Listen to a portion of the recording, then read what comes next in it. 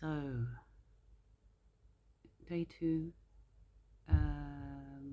I actually broke my fast yesterday, um, but today's day two, and right now I'm hungry. I had some lemon ginger water that I made yesterday, and a cup of tea, which the tea is not tasting good, which just indicates to me that I just need to lay off the tea. But what does it for me is warm milk. So warm milk settles my stomach. Um, and this is why I like coffee a lot. I am contemplating whether to have some coffee right now, but I have been saying to myself, because I wanted to film myself last night, um, and I went to bed, but I did complete my reads for yesterday's day, which was really good in terms of scripture. It was really good. And I just wanted to capture the moment, but I didn't. I ended up going to bed. And I woke up later today, which I was annoyed. I don't believe my alarm went off this morning. And I don't like it when I wake up 7:30 in the morning. For some people that might be early, but for me that is late. Because I should be in the middle of my reads at least 2.5 hours in. So that set a mood for me for today. And I am very hard on myself. But I always find other ways to utilize my time. So I am still in a state of learning. I'm in a state of unpacking, mostly emotional unpacking.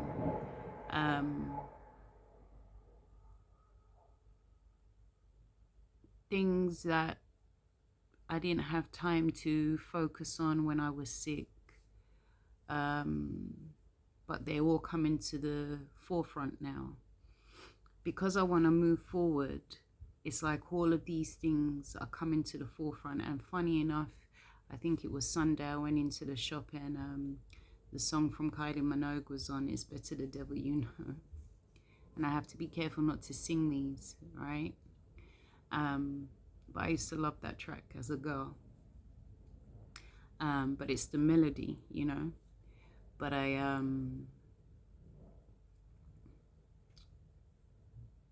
have been doing my best not to have that play in my head and for me to accept that. Like it's coming in my mind as if I have to accept that, but I'm not accepting. It's just I can see now how sometimes people can get caught up and trapped in moving forward. And although it hasn't been a pleasurable unpacking, I am good with it, right? So I understand that it needs to happen. It has got to happen, because I cannot take that with me, basically. And I have been, I would say, over the last 2 weeks, doing my best to go back into time to a girl and just recall the things that I used to like doing. So I was always one who liked to draw, loved to draw, and I love music. But I also used to like puzzles. I loved to read books. I was an early bloomer. So I was writing and reading early in my life. And so those things, you know, like the learning, just the learning aspect. I loved anything science, anything problem solving as a child. But I used to love my coloring and my music. So those things, I'm just trying to see if there was anything beyond that or anything after that. But I remember wanting to, I used to like geometry patterns, and I always wanted that kit that made you go in a circle, but it would just draw all the geometry shapes. It would just guide you to do that, so I can color it in. So when I say I like colors, that's how I used to like doing my art work and all of that. Those are the things I wanted to really explore. I really wanted to master my drawing, and I never got to do that as a child.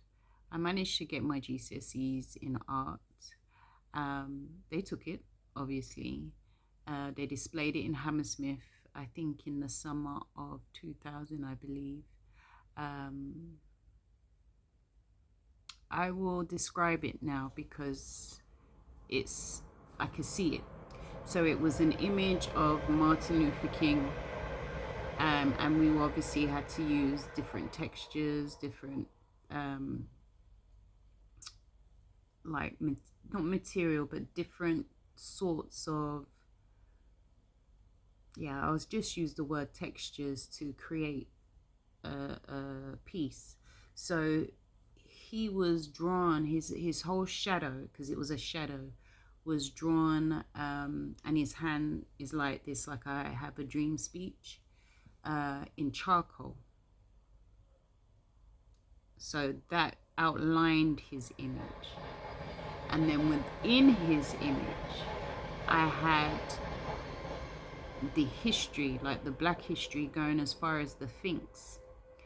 And it was a collage, bringing it right up to date.